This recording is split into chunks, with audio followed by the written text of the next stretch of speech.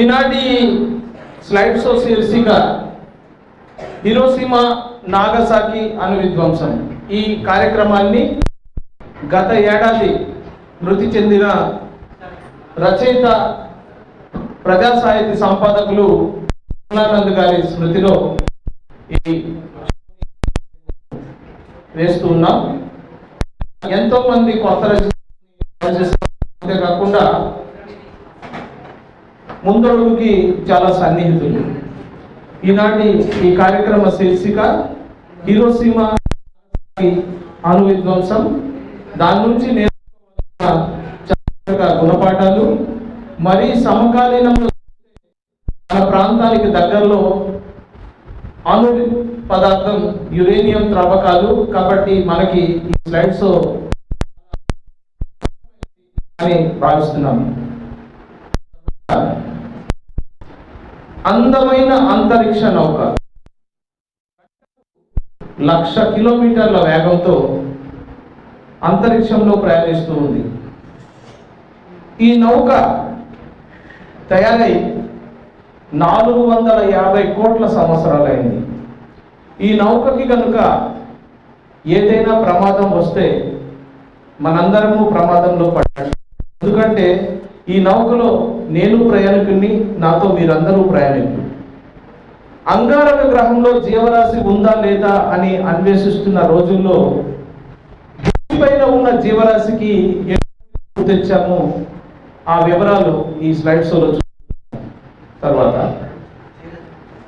ఈయన నాగసాకిలో వేసిన బాంబు బాధితుడు. మీకు మన బ్రహ్మారెడ్డి గారు ముందే చెప్పారు, ఈరోజు నాగసాకి డే. ఆగస్టు 9ని నాగసాకి డే అంటారు. ఆగస్టు 6 హిరోషిమా డే అని అంటారు.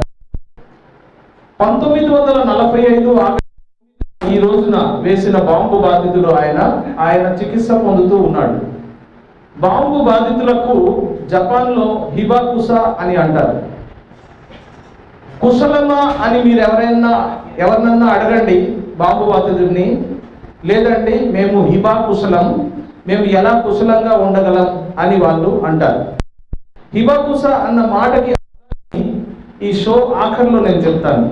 నేను మర్చిపోతే మీరు గుర్తు తేవాలి. తర్వాత ఆనాడు మనం చూసినవి చాలా చిన్న సైజు అణుబాంబులే. మొట్టమొదటి తయారైన ప్రప్రథమ అణుబాంబుల దాడికి 2 నగరాలు అలా విలవిల్లాడిపోతే ఈనాడు ఆ బాంబులకు వేల లక్షల రెట్ల శక్తివంతమైన బాంబులు భూమి మీద పేరుకుపోయి ఉన్నాయి. ఆనాటి బాంబుల్ని తీసుకొని వెళ్ళి నగరాలు ఇంటర్ కాంటినెంటల్ బ్యాలిస్టిక్ మిసైల్స్ ఉన్నాయి. ఇక్కడ మీట నొక్కితే 2,000-2,500 కిలోమీటర్ల కావల మరో చోట బాంబు పడుతుంది. కాబట్టి ఈనాడు ప్రపంచం చాలా భయంకరమైన పరిస్థితిని ఎదుర్కొంటూ ఉంది.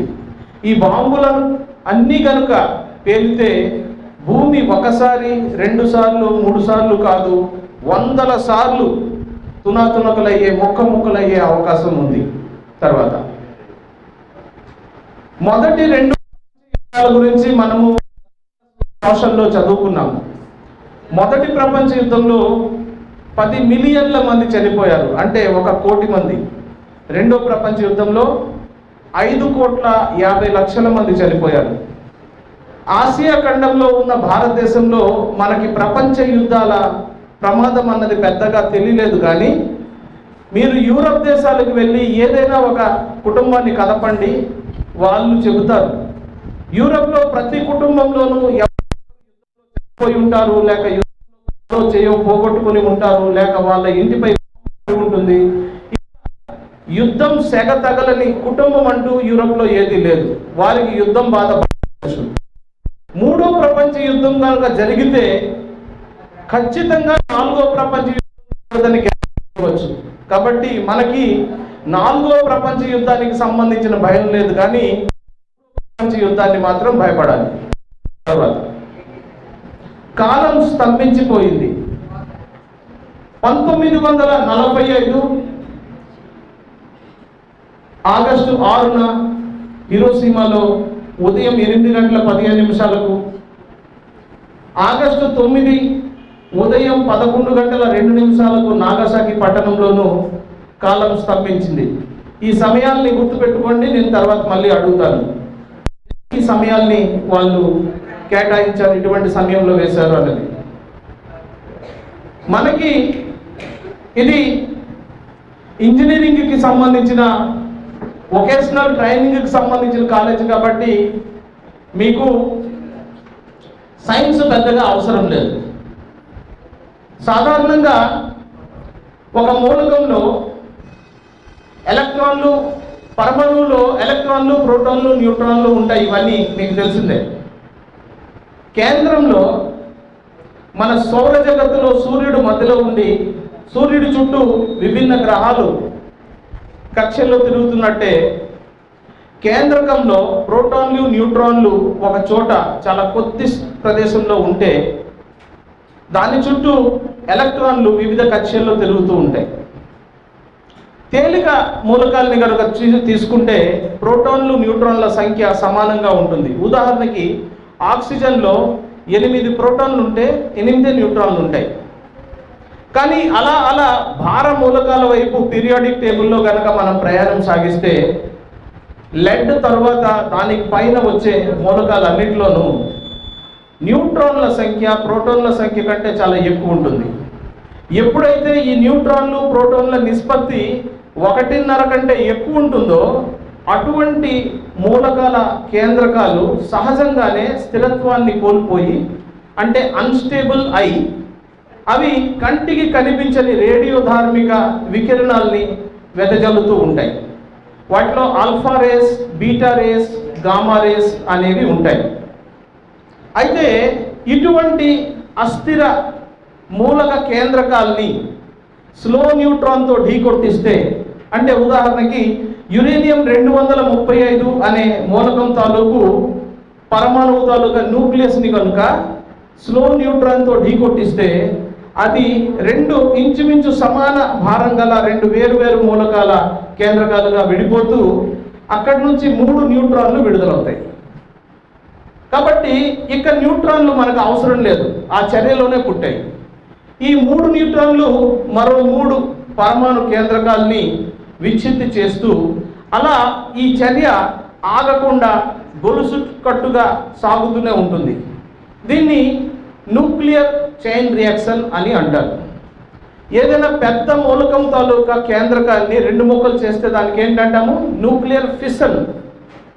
ఫిషన్ ద్వారా ఏమవుతుంది అంటే కొంత ద్రవ్యరాశి హరించుకుపోతుంది. అయితే ద్రవ్యరాశి మాయమైపోతే ఏమవుతుంది? ద్రవ్యరాశి మాయమైపోవడం అంటే ఎవరైనా బాబా వచ్చి, స్వామీజీ వచ్చి మిమ్మల్ని మాయం చేసినట్టే. కానీ అలా ఎంతటికైనా సాధ్యమవుతుందా? సైంటిఫిక్గా మనం ఆలోచించాలి. ఒక పదార్థం మరో పదార్థంగా మారొచ్చు, ఒక శక్తి మరో శక్తిగా మారొచ్చు అన్నది ఇది పాతకాలపు నమ్మకం సైన్స్లో కూడా. కానీ పదార్థం నుంచి శక్తిగా కూడా తయారు చేయొచ్చు అన్న విషయాన్ని ఎవరు చెప్పారు? తర్వాత ఆల్బర్ట్ ఐన్స్టైన్ ప్రపంచ ప్రఖ్యాత శాస్త్రవేత్త. ఈయన 1905లో సాపేక్ష సిద్ధాంతం లేక థియరీ ఆఫ్ రిలేటివిటీ చెప్పాడు. ఇందులో ఒక ఫార్ములా ఉంది, E = mc². E అంటే శక్తి, M అంటే ద్రవ్యరాశి, C అంటే కాంతి వేగం. కాంతి వేగం ఎంత చెప్పండి? 1 సెకండ్కి 3 లక్షల కిలోమీటర్లు.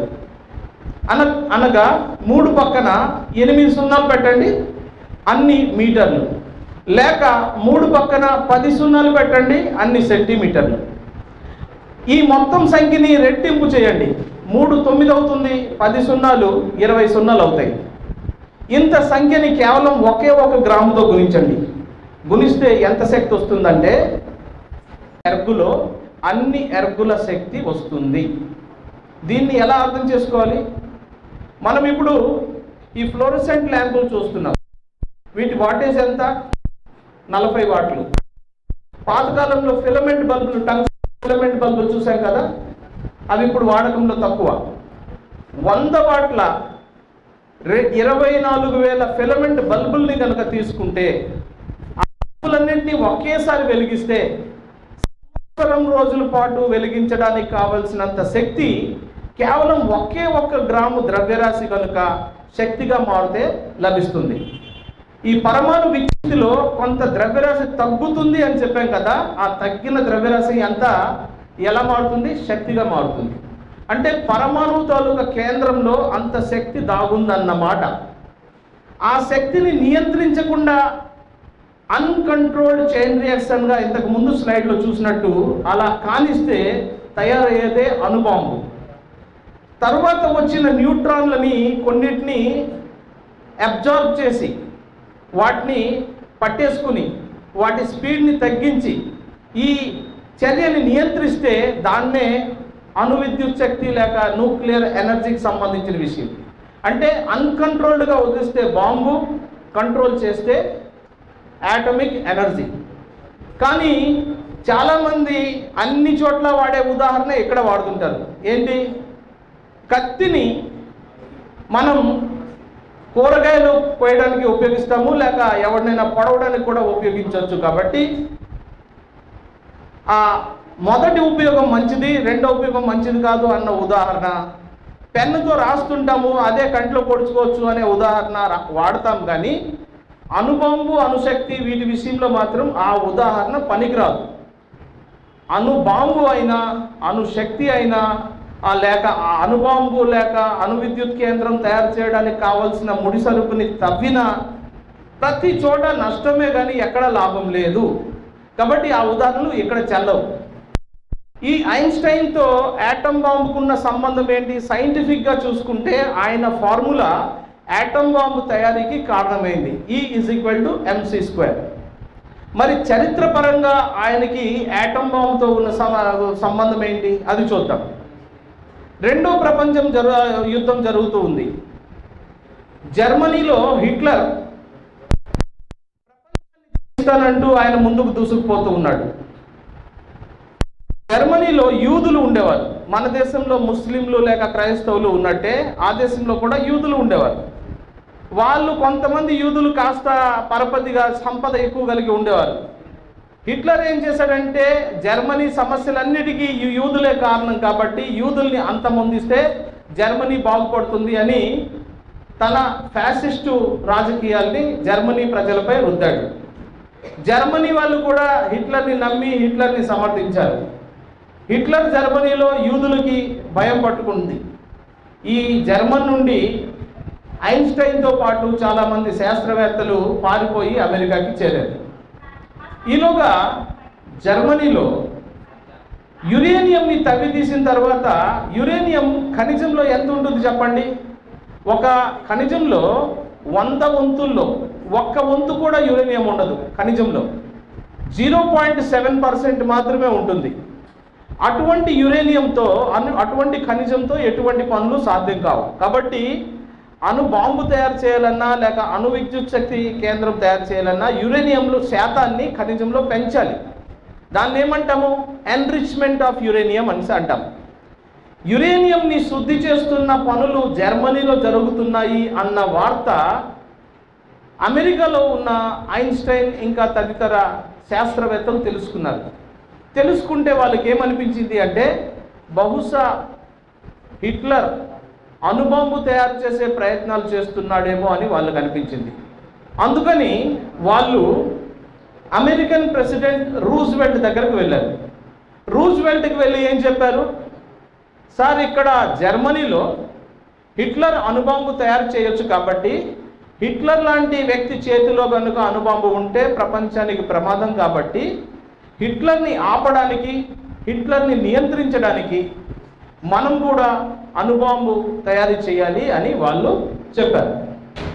అయితే ఈ విన్నపాన్ని రూజ్వెల్ట్ అంగీకరించాడు.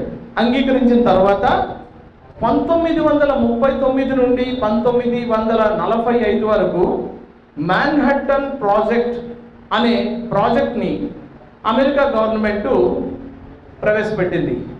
ఈ ప్రాజెక్టు ప్రకారం వాళ్ళు అణుబాంబుల్ని తయారు చేసే ప్రయోగాలు చేశారు. ఈ మ్యాన్హట్టన్ ప్రాజెక్టు తాలూకా ముఖ్యమైన శాస్త్రవేత్త ఎవరు? రాబర్ట్ జే ఓపెన్హైమర్.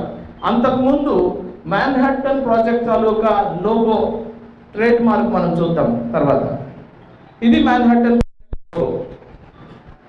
ఆయన పేరు రాబర్ట్ జే ఓపెన్హైమర్. ఈ 6 సంవత్సరాల ప్రయోగాల తర్వాత 3 అణుబాంబులు అమెరికా తయారు చేశారు. హిట్లర్ తయారు చేశాడో లేదో మనకు తెలియదు, కానీ వీళ్ళు మాత్రం తయారు చేసేసారు. 1వ బాంబు ఇక్కడ చూస్తున్నాం, చిన్న సైజు బాంబు. ఇది లిటిల్ బాయ్. అటువైపు కుడివైపు లావుగా ఉన్న బాంబు ఫ్యాట్ మ్యాన్. ఈ 2 అణుబాంబుల్ని ఒకదాన్ని హిరోషిమా మీద, మరొక దాన్ని నాగాసాకి మీద వేశారు. 3వ బాంబుని ఏం చేశారు? ఈ 2 వెయ్యకు ముందు వాళ్ళు పరీక్ష చేశారు. ఏ తేదీన అంటే జూలై 16వ తేదీన. మీరు ఇక్కడి నుంచి కొన్ని డేట్లు చెప్తాను, గుర్తుపెట్టుకుంటే మీరు ప్రపంచ చరిత్ర ఎలా జరిగిందో మీకు అర్థమవుతుంది. హిట్లర్ ప్రపంచాన్ని జయిస్తాను అని బయలుదేరిన హిట్లరు తన పిల్లలందరికీ విషమిచ్చి చంపేసి తను కూడా తన భార్యతో సహా ఆత్మహత్య చేసుకుని చనిపోయాడు. నియంతలందరూ ఇలానే అంతమవుతారు, కానీ వారు అంతమయ్యేలోగా ప్రపంచానికి పెద్ద ముప్పు తెస్తారు. అటువంటి నియంతల్ని ఏ దేశంలోనూ ఏ కాలంలోనూ సమర్థించకూడదు. మన దేశంలో మనం నియంతల్ని సమర్థించే పరిస్థితిలో ఉన్నామా లేదా అన్నది ఈరోజు మనం అర్థం చేసుకోవాలి. అయితే హిట్లర్ ఓడిపోయాడు. ఓడిపోయిన జర్మనీని బాగా తనిఖీ చేశారు. అక్కడ యాటమ్ బాంబు తయారీ పరికల్పనలు ఏవి కనిపించలేదు. అంటే హిట్లర్కి యాటమ్ బాంబు తయారు చేయడానికి కావలసిన కనీస పరిజ్ఞానం లేదు అని వారికి తెలిసిపోయింది. అమెరికన్ సైంటిస్టులకి, అందరు సైంటిస్టులకి తెలిసిపోయింది. బాంబు తయారు చేయమని ఏ శాస్త్రవేత్తలు అయితే అమెరికన్ ప్రెసిడెంట్కి చెప్పారో అదే శాస్త్రవేత్తలు మళ్ళీ అమెరికన్ ప్రెసిడెంట్ దగ్గరికి వెళ్ళారు.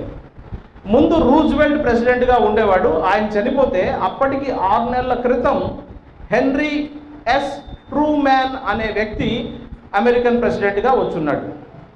ఆయనకి చెప్పారు, ఏమన్నారు?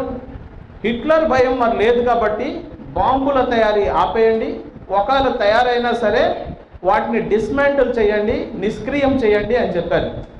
కానీ అమెరికా ప్రెసిడెంట్ ఆ మాట వినుకోలేదు. ఎందుకంటే వారి ఆలోచనలు మరోలా ఉన్నాయి. ఎందుకున్నాయి? హిట్లర్ని ఓడించిన గొప్పతనం ఎవరికి దక్కుతుంది చెప్పండి? ఎవరు ఓడించారు హిట్లర్ని? అమెరికా కాదు, సోవియట్ రష్యా. ఆనాటి 2వ ప్రపంచ యుద్ధంలో ఒకవైపు రష్యా, ఫ్రాన్స్, ఇంగ్లాండ్, అమెరికా వీళ్ళంతా ఉంటే, మరోవైపు జపాన్, ఇటలీ, తర్వాత జర్మనీ వీళ్ళంతా ఉన్నారు. హిట్లర్ని ఓడించిన గొప్పతనం సోవియట్ రష్యా స్టాలిన్ నాయకత్వంలో ఎర్ర సైన్యానికి దక్కుతుంది ఈ విజయం. అయితే అమెరికా గొప్ప ఏంటి? తర్వాతి ప్రపంచంలో అమెరికా గొప్ప ఏంటి మిగులుతుంది? అందుకని అవసరం లేకపోయినా సరే ఒక పెద్ద దుశ్చర్య చేసి ప్రపంచానికి భయపెట్టి రాబోయే ప్రపంచంలో నేనే సూపర్ పవర్గా ఎదగాలి అన్న ఆలోచనతో అమెరికా ఉంది. ఈ యుద్ధాన్ని ఆపేయాలి అని బ్రిటన్, ఫ్రాన్స్, తర్వాత సోవియట్ రష్యా అమెరికాకి చెప్తున్నాయి. మనమంతా కూర్చొని ఒక మీటింగ్ చేసుకుని ఆపేద్దాం, చాలామంది ఇప్పటికే చనిపోయారు, జపాన్తో పెద్ద ప్రాబ్లం లేదు, అది లొంగిపోవచ్చు అని చెప్పినా సరే అమెరికా ఈ మీటింగ్ని దాటవేస్తూ ఉంది. దాటవేస్తూ 1945 జూలై 17 నాటికి ఆ మీటింగ్ పెట్టుకుందామా అని చెప్పింది. ఎక్కడ? ఓడిపోయిన జర్మన్లో పోట్స్డామ్ అనే ఊర్లో. ఎందుకు అలా చెప్పింది అంటే, దీని దగ్గర ఉన్న మరో బాంబుని ఏదైనా టెస్ట్ చేసింది చెప్పండి? జూలై 16న. జూలై 16న బాంబుని పరీక్షించబోతుంది కనుక జూలై 17న ఈ మీటింగ్ చేయడానికి ఒప్పుకుంది. జూలై 17న మీటింగ్ వచ్చి ఏం చెప్పింది? నేను ఒక బాంబు తయారు చేశాను, చాలా పవర్ఫుల్ బాంబు, అది అవసరమైతే వేద్దాం, జపాన్ని లొంగించేద్దాం అన్నట్టు చెప్పింది. మిగతా వాళ్ళు ఏమనుకున్నారు? నాలాగా ఇప్పుడు బాంబు ఇంకా చూడక ముందు మీలాగా ఏమనుకున్నారంటే ఓహో ఆటం బాంబే కదా, పెద్ద బాంబు ఏదో అయి ఉంటుంది అనుకున్నారు.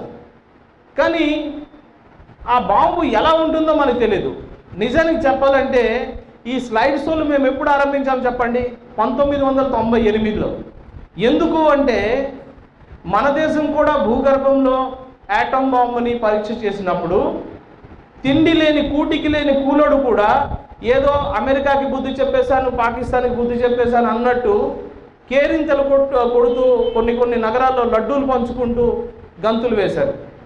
అయితే వీళ్ళకి బహుశా బాంబు గురించి తెలియకే ఇలా ఎగురుతున్నారని, వీళ్ళకి బాంబు కథ చెప్పిన తర్వాత వీళ్ళ అభిప్రాయాలు తెలుసుకుందామని మేము ఈ స్లైడ్ షోని ఆరంభించాము. అయితే జపాన్ మీద బాంబులు వేయాలి అన్న ఆలోచన అమెరికాకి ఉంది. వాళ్ళు ఏం చేశారు? మళ్ళీ డేట్లు చెప్తున్నాను. ఎవరికైనా వార్నింగ్ ఇస్తే ఆ వార్నింగ్లో ఏం రాయాలి? మీరు ఏ విషయాలు ఒప్పుకోవాలి అన్న షరతులు రాయాలి కదా. తర్వాత ఎన్నో తేదీలోగా జవాబు ఇవ్వాలో అది కూడా చెప్పాలి కదా. అమెరికా వాళ్ళు ఏం చేశారంటే జూన్ 24న బాంబు వేయాలన్న నిర్ణయం ముందు తీసుకున్నారు.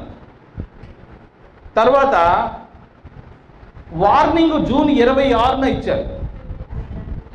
26న వార్నింగ్ పంపించారు. బాంబు వేసేయాలి అన్న నిర్ణయం ముందే తీసుకున్నారు 24న.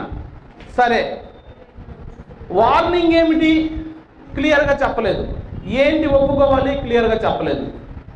సరే, ఎన్ని రోజులుగా జవాబు ఇవ్వాలి అది కూడా చెప్పాలి కదా. అది చెప్పలేదు. ఎందుకు అంటే మనకి ఒక కథ తెలుసు కదా. ఒక చిన్న మేకపిల్ల పుట్టి 1-2 రోజులైంది. చూడడానికి మెత్తగా ఈ మేకపిల్ల మాంసం తినడానికి రుచిగా తీయగా ఉంటుంది అని అనుకుంది ఒక తోడేలు. అనుకుంది. మేకపిల్ల వాగు దగ్గర నీరు తాగడానికి వచ్చింది. తోడేలు కూడా నీరు తాగుతూ నేను తాగుతున్న నీరుని నువ్వు ఎంగిల్ చేస్తున్నావు అని మేకపిల్లకి అంది. మేకపిల్ల ఒకసారి చూసుకుంది. నీరు నీ వైపు నుండి నా వైపుకి వస్తుంది కదా, నేను నీ ఎంగిల్ తాగుతున్నాను, నేను ఎంగిల్ చేయడం లేదు కదా అని అంటే అప్పుడు మళ్ళీ ఒక కారణం కాదు కదా. లాస్ట్ వీక్ నువ్వు నన్ను తిట్టేవట అని అంది. మేకపిల్ల అంది, లాస్ట్ వీక్ నేను పుట్టనే లేదు, నేను పుట్టి 2 రోజులైంది, నేను నీకు తిట్టడం ఏంటి? ఓహో మీ మమ్మీ తిట్టుంటుంది అని అంది. అని మరి ఆకుండా తినేసింది. అంటే ఏంటి ఉద్దేశం? ఇది కారణం ఇంకోలా ఎలాగైనా అల్లుతారు.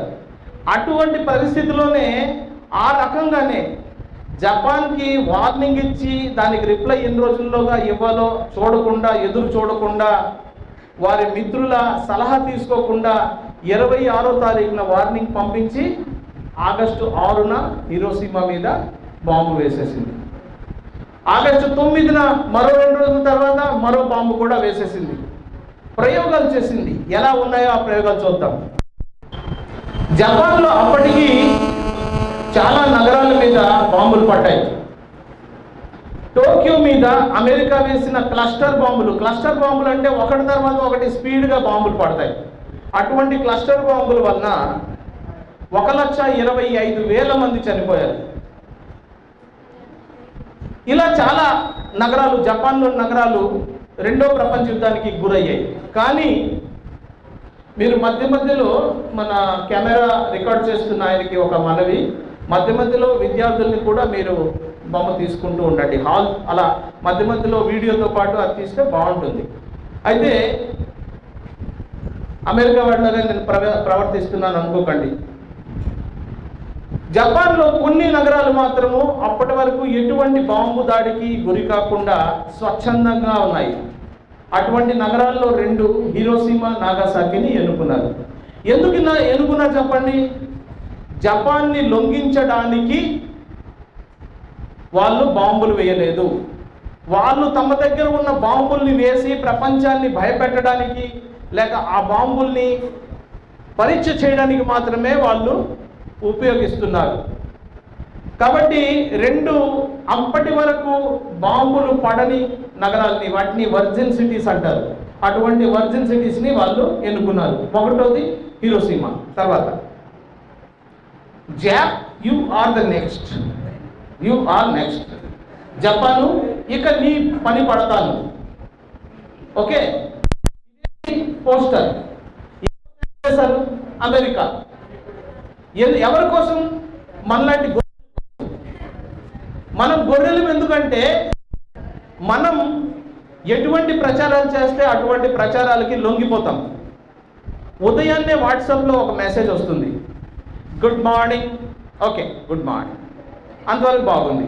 దాని తర్వాత వెంటనే సెకండ్ మెసేజ్, ఆర్టికల్ 370 కాశ్మీర్లో ఉండొచ్చా? ఎంత అన్యాయం చెప్పండి. భారతదేశం అంతా ఒక రూల్ అట, కాశ్మీర్ ఒక్కటికి ఒక రూల్ అట. ఎంత అన్యాయం చెప్పండి. ఆవేళ వచ్చిందా? నెక్స్ట్ డే మళ్ళీ గుడ్ మార్నింగ్. కాశ్మీర్ గుర్తుంది కదా, కాశ్మీర్కి ఇలా ప్రత్యేక హోదా ఇవ్వడం మంచిది కాదు కదా, ఇలా చెప్తారు. కానీ కాశ్మీర్ ఎట్టి పరిస్థితుల్లో భారతదేశంలో కలిసింది, దాని చరిత్ర ఏంటి, ఆర్టికల్ 370 ఎందుకు వచ్చింది, ఇవన్నీ వివరాలు తెలియవు. మనం కూడా తెలుసుకోవడానికి ప్రయత్నించాం. కాబట్టి మనుషుల మెథడుల్ని ఆ రకంగా తయారు చేస్తారు. దీన్నే నామ్ చామ్స్కీ అనే ఆయన ఏంటన్నాడంటే, మ్యానుఫ్యాక్చర్ ఆఫ్ కన్సెంట్, సమ్మతి నిర్మాణం. అంటే ప్రభుత్వాలు చేయబోయే కిరాతకమైన పనులకి ప్రజల నుంచి మద్దతు కూడగట్టుకునే ప్రచారం అన్నమాట. అటువంటి ప్రచారం జపాన్లో బాంబు వేయకముందు జరుగుతూ ఉంది. తర్వాత బాంబు వేసిన తర్వాత ప్రభావం ఎలా ఉంటుందో చూడాలి అంటే బాంబు వేయక ముందు ఆ నగరాలు ఎంత అందంగా ఉన్నాయో తెలుసుకోవాలి. నిన్న ఈ స్లైడ్స్ వేస్తున్నప్పుడు ఆఖరిలో ఒక 2-3 పిల్లలు ఏడుస్తూ ఉన్నారు ఆ దృశ్యాలు చూడలేక. అటువంటి దృశ్యాలు మున్ముందు వస్తాయి. అందమైన హిరోషిమా నగరం ఒహోటా అనే నది తాలూకా 7 శాఖలు ప్రవహిస్తుండగా చాలా అందంగా ఓడరేవులతో సహా 3,50,000 జనాభాతో ఆ నగరం ఉంది. ఆ నగరంలోని మరో మార్కెట్ ప్లేస్ని తర్వాత చూద్దాం. బాంబు వేస్తే ఏమవుతుంది, వేసిన విమానం పేరేంటి చూద్దాం తర్వాత. బాంబు వేయడానికి వెళ్ళిన విమానం B-29, అంటే ఇది ఒక మోడల్ నంబర్ అన్నమాట. విమానానికి మోడల్స్ ఉంటాయి కదా. ఈ ప్రత్యేక విమానం ఏదైతే బాంబు వేసిందో దాని పేరు ఎనోలా గే. ఈ ఎనోలా గే అన్నది పాల్ టిబెట్స్ అనే ఈ నావికుడు బాంబు వేయడానికి వెళ్ళిన విమానం తాలూకా చీఫ్ పైలట్ తాలూకా అమ్మగారి పేరు. ఈ తల్లి ఎంత ఘనమైన కొడుకును కన్నదో ఒకసారి తలుచుకోండి.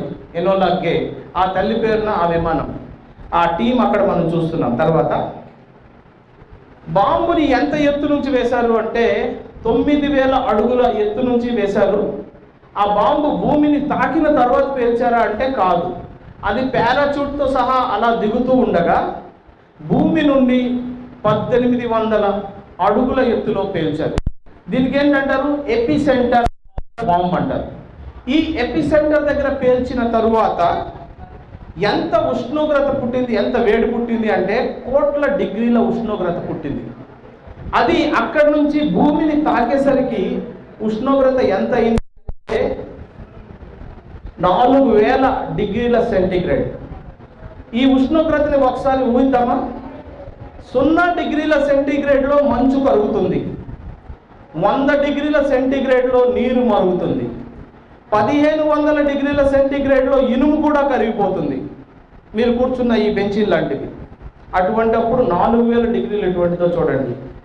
మీరు, నేను, ఆ ప్రొజెక్టరు, ల్యాప్టాప్, ఈ ఫ్యాన్లు, ఈ గోడలు, బయట చెట్లు, చేమలు, జంతువులు అన్ని సమస్తము ధూళి మేఘంగా ఇలా లేస్తాయి.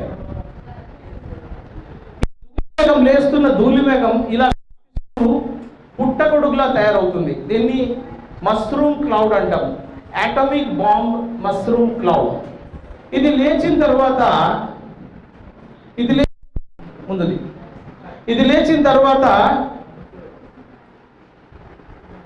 లేచిన తర్వాత ఇక్కడ శూన్య ప్రదేశం ఏర్పడుతుంది.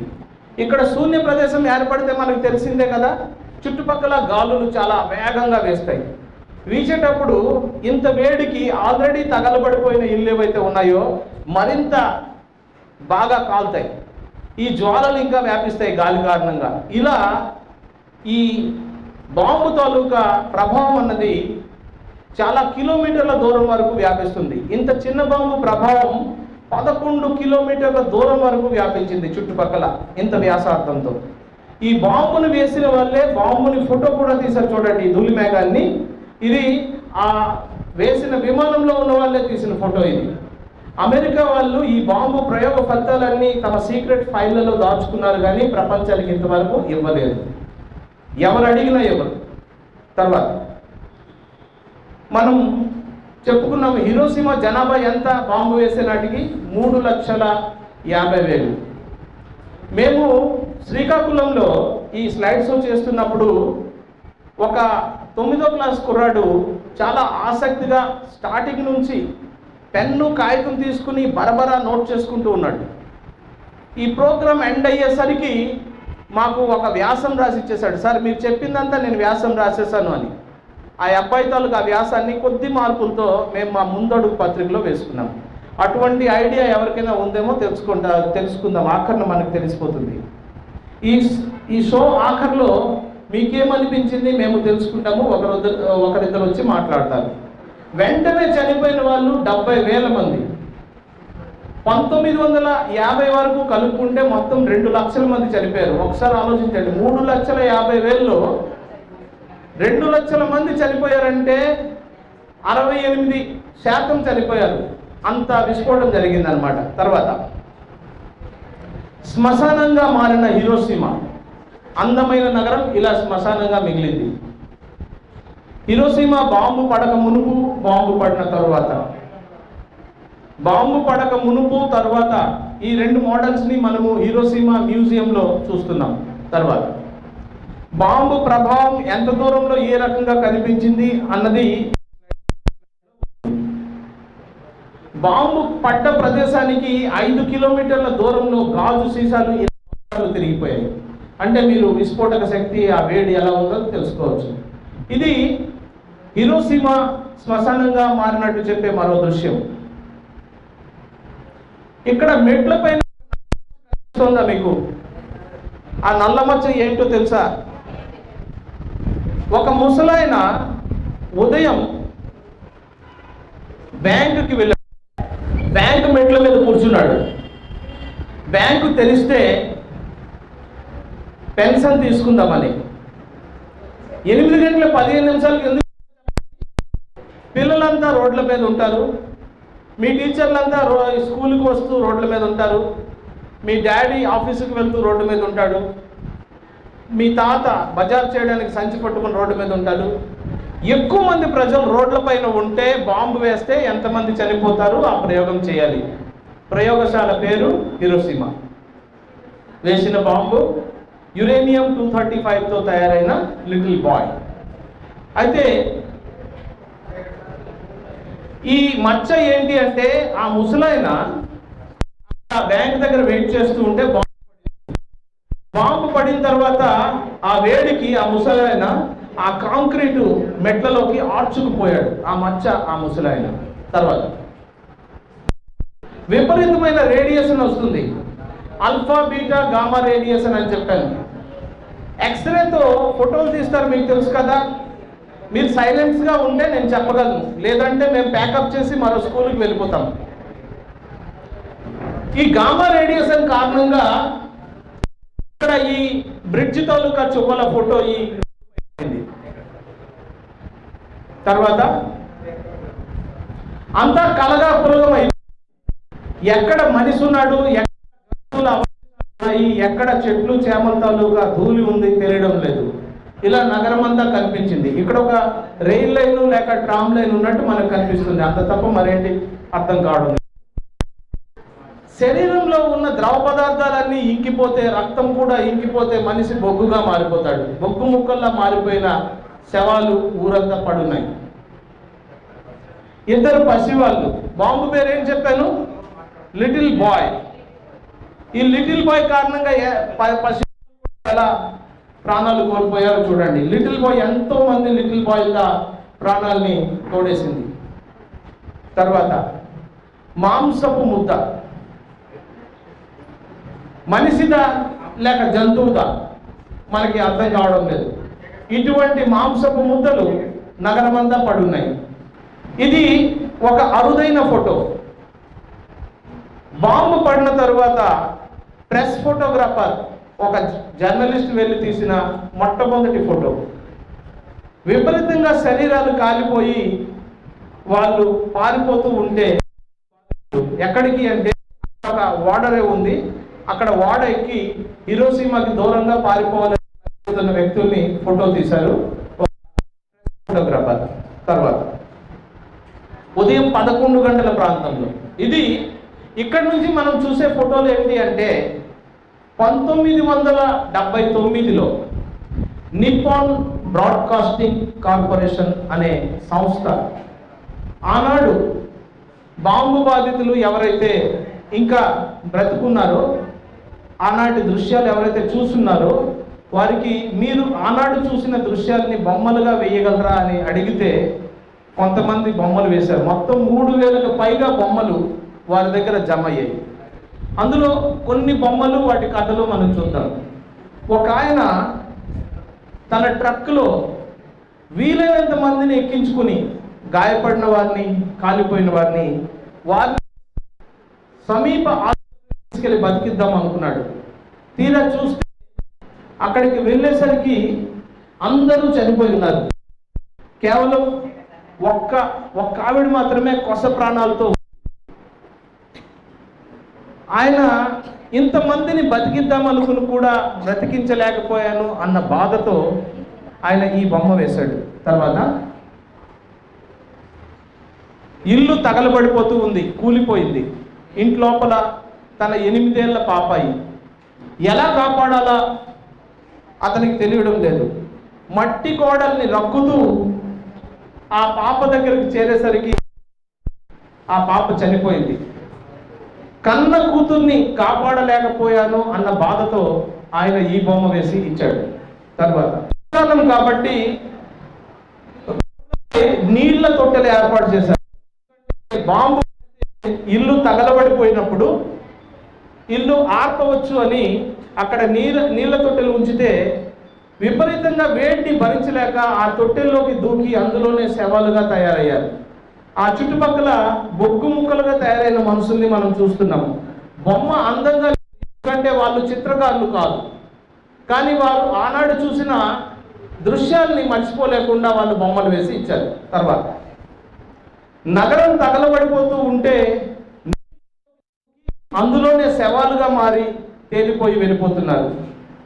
తర్వాత నీళ్ళు ఇవ్వండి, నేను ఒక గంట సేపు అరిస్తేనే నాకు దాహం వేసింది. అటువంటి వేడిలో 4000 డిగ్రీల వేడిలో ఎలా ఉంటుందో చెప్పండి. అయితే నీళ్ళు ఇవ్వండి అని ఒక ఆవిడ ఇంకొక ఆవిడతో ప్రాధాయపడుతూ ఉంది. ఆవిడ ఎక్కడి నుంచి తెస్తుంది చెప్పండి. పైగా అప్పటి పరిస్థితి ఎటువంటిది అంటే నీళ్లు కావాలి అన్న వాళ్ళకి నీళ్లు ఇస్తే నీళ్లు తాగిన వెంటనే చనిపోతున్నారు. వాళ్ళ శరీరం తాలూకు పరిస్థితి అలా ఉంది, నీళ్లు తాగితే చనిపోతున్నారు.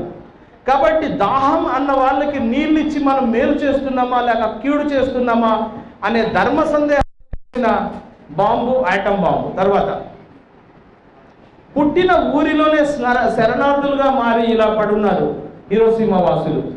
ఇంకా నాగసాకి మనం చూడనే లేదు, హిరోషిమాలే చూస్తున్నాం. తర్వాత వేడికి చర్మం ఊడిపోయి తమ ఇల్లంతా పడిపోతే, కూలిపోతే, ధూళిగా మారిపోతే, ఏ రోడ్డు ఎటు ఉందో మా ఇంటి తెలియక వాళ్ళు పిశాచాల్లా ఊరంతా తిరుగుతున్నారు. దానికి సంబంధించిన మరో మోడల్ మనం ఇక్కడ చూస్తున్నాం. తర్వాత నాన్న అదిగో విమానం అని ఒక చిన్నపిల్లాడు అటువైపు చూపించాడట. ఆ విమానం ఏమిటో తెలుసా? బాంబు వేయడానికి వచ్చిన విమానమే. బాంబు వేసింది, అదే విమానం అతన్ని బొగ్గుగా మార్చేసింది. ఆ పొజిషన్లో ఆ పిల్లాడు ఉంటే ఆ బొమ్మని ఒక రెడ్ క్రాస్ సొసైటీ వాలంటీర్ వేశాడు. తర్వాత శవాలు కుళ్ళిపోతూ ఉన్నాయి. రెడ్ క్రాస్ వాళ్ళు వారం రోజులకి నగరంలోకి ప్రవేశించారు. అప్పటికి శవాలు కుళ్ళిపోతూ ఉన్నాయి. శవాల్ని కాల్చాలంటే కట్టెలు కావాలి కదా, కానీ చెట్లన్నీ బూడిదైపోయి మరి ఎలా కాల్చేది? ఇది కూడా ఒక పరిస్థితి. వాళ్ళు ఏం చేశారంటే 100 కొద్ది శవాల్ని కుప్పలుగా పేర్చి పెట్రోల్ వేసి తగలబెట్టేవారు. ఆ రకంగా దహన సక్రియలు జరిగాయి. తర్వాత మనుషుల పరిస్థితి, జంతువుల పరిస్థితి ఒకేలా ఉంది. చనిపోయిన తల్లి నుండి పాలని ఆశిస్తున్న బిడ్డ, చనిపోయిన గుర్రం, ఇలా అందరి పరిస్థితి ఒకేలా ఉంది. తర్వాత ఒక ఆమె తన పాప బొమ్మగా మారిపోతే ఆమెకి ఒక అత్యాశ పట్టు. ఏంటో తెలుసా? కొద్ది నిమిషాల ముందే ఇది ప్రాణాలతో నీళ్ళలో ముంచి ప్రాణం వస్తుందేమో. స్పాంజ్ ఉంది, పిండితే నీళ్ళు పోయాయి, నీటిలో వేస్తే మళ్ళీ నీరు పీల్చుకుంటుంది కదా. ఏమో ఈ బిడ్డని నీళ్ళలో ముంచితే మళ్ళీ ప్రాణం వచ్చి కదులుతుందేమో. మరీ దురాశ కాదా? అవును, ఇలా వస్తుంది తల్లికి మాత్రమే. ఎందుకు చెప్పండి? నవమాసాలు పెంచి కంటుంది, కనేటప్పుడు మాత్రమే తెలుసు. అంత కష్టపడిన తర్వాత పుట్టిన బిడ్డ, ఆ బిడ్డ అయితే తల్లికి. భారత్ పాకిస్తాన్ విభజన నాటి ఒక కథ నేను చెప్తాను. పాకిస్తాన్ నుండి విభజన తర్వాత అటు నుంచి ఇటు ముస్లింలు, ఇటు నుంచి అటు హిందువులు వెళ్ళలేకపోయారు. కొందరు కాలి నడకన వస్తున్నారు. ఒక ముస్లిం ఆవిడ 2 బిడ్డల్ని 2 చంకల్లో పెట్టుకుని వస్తూ ఉంది. చాలా దూరం వచ్చేసరికి ఆమె గమనించింది ఏంటంటే, ఒక చంకలోని బిడ్డ చనిపోయాడు. చేతులు బరువుగా ఉన్నాయి. చనిపోయిన బిడ్డని మోయడం ఎందుకు అని అక్కడ ఒక నది వస్తే ఆ నదిలో ఒక బిడ్డని పారేసి మరో బిడ్డని పట్టుకుని చాలా దూరం నడిచింది. నడిచి ఆయాసం వచ్చి అక్కడ కూర్చుండిపోయింది. కూర్చుని చూసుకుంటే ఒక పొరపాటు జరిగిపోయిందని తెలిసింది. ఏంటో తెలుసా? చనిపోయిన బిడ్డని దగ్గర ఉంచుకుంది, బతుకున్న బిడ్డని నీళ్ళలో వదిలేసింది. ఇటువంటి హృదయ విదారకమైన కథలు, ఇటువంటి చారిత్రక దుర్మార్గాలు జరిగినప్పుడు, ఇలాంటి యుద్ధాలు జరిగినప్పుడు, మన దేశ విభజన జరిగినప్పుడు ఇటువంటివి మనకి వినిపిస్తూ ఉంటాయి. అటువంటిదే ఈ కథ కూడా. తర్వాత అదే నగరంలో నిన్నటి వరకు గౌరవంగా బతికారు, ఈరోజు వాడికి సేవలు అందిస్తున్న వాలంటీర్లు. తర్వాత ఆసుపత్రులన్నీ కూలిపోయాయి, డాక్టర్లు చనిపోయారు, నర్సులు చనిపోయారు, మందులు కూడా లేవు. ఎలా చికిత్స చేయాలి? రోడ్డు పక్కనే టెంట్లు కట్టి రెడ్ క్రాస్ వాళ్ళు చాలని మందులతో ఏదో చేయడానికి ప్రయత్నాలు చేస్తున్నారు. తర్వాత దగ్గరలోని ఒక గ్రామంలో 3 నెలల తర్వాత ఇన్ని కపాలాలు బయటపడ్డాయి. బాంబు బాధితులు. ఇంత చేసి హిరోషిమా సంగతి చూసాము. టినియన్ ద్వీపం నుండి ఈ దారిన ఎనోలాగా విమానం వెళ్ళి హిరోషిమాపై బాంబు వేసి అదే దారిలో వచ్చేసింది. మళ్ళీ 2 రోజుల తర్వాత 9వ తారీఖున అదే టినియన్ ద్వీపం నుండి బయలుదేరి 6 గంటలు ప్రయాణం చేసి నాగాసాకిలో బాంబు వేసి, తర్వాత పెట్రోల్ తక్కువైందని తెలుసుకొని మన ఆటో వాడు పెట్రోలు లేక డీజిల్ పోయించుకోవడానికి వెళ్ళినట్లు ఇక్కడ ఒకినావా వచ్చి ఇక్కడ పెట్రోల్ పోయించుకుని మళ్ళీ వెనక్కి వచ్చేసింది నాగాసాకి మీద బాంబు వేసిన విమానం. తర్వాత నాగాసాకి బాంబు వివరాలు. ఇక్కడ నేను బాంబు విస్ఫోటన శక్తి గురించి కాస్త చెప్తాను, మీరు సైన్స్ క్యాండిడేట్లు కాబట్టి. టీఎన్టీ, ట్రైనైట్రోటాల్యుయిన్ అన్నది ఒక విస్ఫోటక పదార్థం. ఆర్గానిక్ కెమిస్ట్రీ ఎవరైనా చదువుతున్నారా? ఆర్గానిక్ కెమిస్ట్రీ చదివే వాళ్ళకి తెలుస్తుంది. 20 గ్రాముల టీఎన్టీతో ఒక డైనమైట్ తయారవుతుంది. డైనమైట్ని ఏం చేస్తారు? బావులు తవ్వడానికి, కొండను పేల్చడానికి వినియోగిస్తారు. అటువంటప్పుడు ఒక అణుబాంబు తాలూకు శక్తి ఎలా ఉందో చూద్దాం. Silence please. లేదంటే చెప్పండి, వెంటనే మేము కట్టి వెనక్కి వెళ్ళిపోతాం. 20 గ్రాముల టీఎన్టీతో ఒక డైనమైట్ తయారైతే 20 గ్రాములు కాదు, 200 గ్రాములు కాదు, 2 కేజీలు కాదు, 20 కేజీలు కూడా కాదు, 200 కేజీలు కాదు, 2000 కేజీలు కూడా కాదు. ఎంత అంటే 15,000 కేజీలు కాదు, టన్నుల టీఎన్టీ శక్తికి సమానం హిరోషిమా బాంబు. మరి నాగసాకి బాంబు 21 కిలో టన్ 21,000 కిలో టన్నుల టీ శక్తికి సమానం. ఈ బాంబు ఏంటి చెప్పాను? Fat man. తర్వాత బాంబు వేయడానికి వెళ్ళిన విమానం పేరు బాక్స్ కార్. అది కూడా B-29 రకపు విమానమే. ఆ వేయడానికి వెళ్ళిన ఆ సిబ్బందిని మనం చూస్తున్నాం. తర్వాత నాగసాకిలో బాంబు వేయక మునుపు వేసిన తర్వాత దృశ్యాన్ని చూస్తున్నాం. Nagasaki mushroom cloud. తర్వాత ఆ మష్రూమ్ క్లౌడ్ ని 3 కిలోమీటర్ల దూరం నుంచి తీసిన ఫోటో, అది వ్యాపిస్తుండగా. తర్వాత మనం ఈ స్లైడ్స్ ఆఖర్లో ఎగ్జాక్ట్ గా బాంబు పడ్డప్పుడు ఎటువంటి పరిస్థితి కనిపిస్తుంది అన్నది ఒక కార్టూన్ సినిమా నుంచి ఒక వీడియో చూస్తాము. ఆఖర్న ఒక మ్యూజిక్ ఆల్బమ్ చూస్తాము. నాగసాకి నగరం కూడా శ్మశానంగా మారిపోయింది. తర్వాత ఇది నాగసాకి మెడికల్ కాలేజ్. ఈ కాలేజీలో చదవడానికి వెళ్ళిన డాక్టర్లు వాళ్ళు చనిపోయారు. తర్వాత Nagasaki steel plant, Mitsubishi steel plant తాలూకా దృశ్యం ఇది. తర్వాత శరణార్థులుగా మారిన నాగసాకి వాసులు. ఆవిడ ధరించిన వస్త్రం తాలూకా డిజైన్ ఆ శరీరంపై పడింది. ఇది బాంబు ప్రభావంగా, వేడి కారణంగా. తర్వాత ఈయన నాగసాకి బాంబు బాధితుడు, పేరు సుమితేరి తనిగుచి. ఈయన ఈ రకంగా విపరీతంగా కాలిపోయిన తర్వాత కూడా చాలా విచిత్రంగా బ్రతికాడు. ఈయన బ్రతికినన్నాళ్ళు చేసిన పని ఏంటి అంటే, ఈయన ప్రపంచమంతా తిరిగి శాంతి సందేశాన్ని ఇచ్చాడు. గత ఏడాది ఈయన చనిపోయాడు. ఈయన్ని మేము ప్రతి స్లైడ్ షోలోనూ స్మరిస్తాం. ఈయన కోసం మనం గట్టిగా ఒకసారి చప్పట్లు కొట్టచ్చు కదా. తర్వాత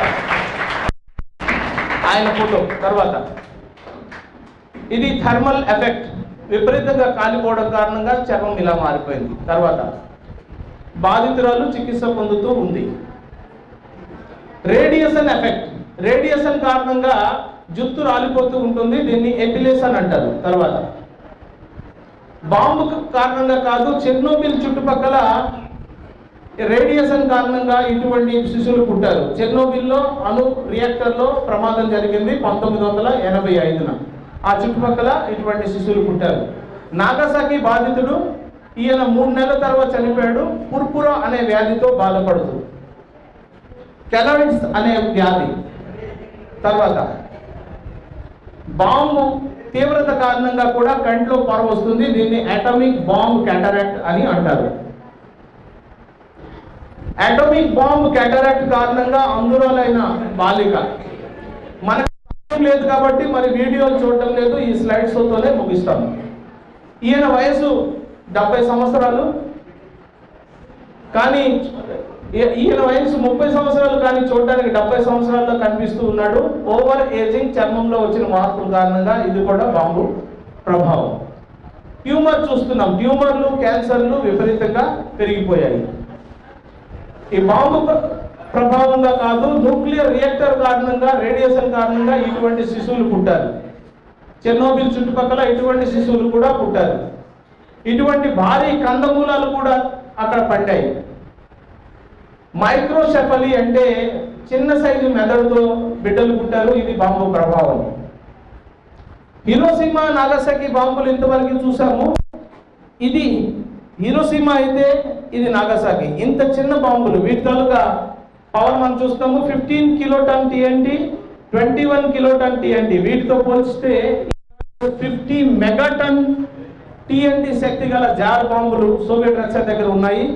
ఇటువంటి ఒక్క బాంబు కనుక పేలితే సగం భూమి నాశనం అవుతుంది.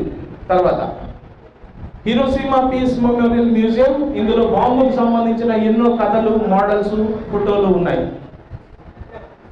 మ్యూజియంలో ఆగస్టు 6వ తారీఖున ప్రార్థనలు చేస్తున్నారు. తర్వాత ఒక స్మారకం, మ్యూజియంలో ఒక స్మారకం.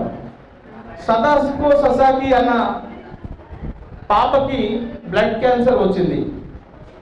1000 కొంగలు తయారు చేస్తే నువ్వు 1000 ఏళ్ళు బ్రతుకుతావు అని క్లాస్మేట్స్ చెప్తే 1000 కొంగలు తయారు చేయడానికి ప్రయత్నిస్తూ 644 కొంగలు తయారు చేసి ఆమె చనిపోయింది. మిగతా కొంగల్ని వాళ్ళ క్లాస్మేట్లు తయారు చేసి ఆమె శవపేటికలో వేసి పూడ్చిపెట్టారు. ఈ పాప పేరున ఒక స్మారకం కట్టాలని జపాన్ మొత్తం మీద స్కూల్ పిల్లలు చందాలు వేసుకుని ఆ చందాలతో హిరోషిమా మెమోరియల్లో ఒక స్మారకం కట్టించారు ఆమె పేరున. ఒక 4 ఏళ్ల బాలుడు సైకిల్ తొక్కుతుండగా ఆయన చనిపోయాడు. ఆ పిల్లాడు ఈ సైకిల్ తొక్కుతుండగా చనిపోయాడు. ఆ పిల్లాడిని పాతి పెట్టిన స్థలం ఈ సైకిల్ని వెలికి తీసి దీన్ని మ్యూజియంకి పంపించారు. ఈమె సదాకో ఆమె చేతిలో ఉన్న కాగితం పక్షి.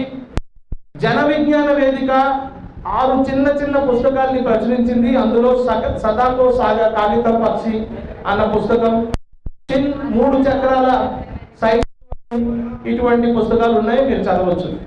ఈ సదాకో ససాకి ఏమంటుంది అంటే, నేను ఈ కొంగ రెక్కలపై శాంతి సందేశాన్ని రాస్తాను, ఇది ప్రపంచమంతా విహరిస్తూ శాంతి సందేశాన్ని అందిస్తుంది అని ఆమె రాసింది. బాంబు వేయడానికి వెళ్ళిన విమానానికి ముందు ఆల్ క్లియర్ సిగ్నల్ ఇచ్చిన విమానంలో ఉన్న ఈయన బాంబు ఫలితాలు చూసి పిచ్చివాళ్ళ ఈయన సుమితేని తనిగూచి నాగసాకిలో కూడా ఒక మెమోరియల్ మ్యూజియం తయారైంది. ఆ ఫోటో మనం చూస్తున్నాం. తర్వాత బాంబు పడ్డ స్థలంలో శిథిల భవనం ఒకటి మిగిలింది. ఆ భవనాన్ని ఈనాటికి కూడా అలానే ఉంచారు. ఎందుకో చెప్పండి? మనం అక్కడికి వెళ్తే ఆనాటి చరిత్రని చూస్తామని ఇలా దీన్ని మిగిల్చి ఉంచారు. దీన్ని హీరోస్ డోమ్ అని అంటారు. దానికి సంబంధించిన మరో ఫోటో మనం చూస్తున్నాం. తర్వాత హిబాకుసా అంటే ఏమిటో తెలుసా? మనం రోహిత్ వేముల కథ చూసాము, ప్రణయ్ కథ చూసాము. మన దేశంలో కుల వ్యవస్థ ఉంది. అలాగే జపాన్లో ఈ బాంబు ఒక కుల వ్యవస్థ లాంటిది, అంటరాని వ్యవస్థ లాంటిది తయారు చేసింది. బాంబు బాధితులకి వారికి శరీరంలో రోగం లేకపోయినా వాళ్ళ పుట్టే బిడ్డలకి వికలాంగులుగా పుట్టడమో లేక క్యాన్సర్తో పుట్టడమో జరుగుతుంది. కాబట్టి ఆ బాధితులతో ఆరోగ్యవంతులు వివాహం చేసుకునేవారు కాదు. ఆ బాధితులకి హిబాకుసా కార్డులంటూ మనకి ఆధార్ కార్డులు ఇచ్చినట్లు వాళ్ళకి కార్డులు ఇచ్చారు. ఇప్పటి వరకు 4 లక్షల హిబాకుసా కార్డులు పంచారు. చూసిన తర్వాత మనం కూడా హామీ ఇస్తామా లేదా చెప్పండి.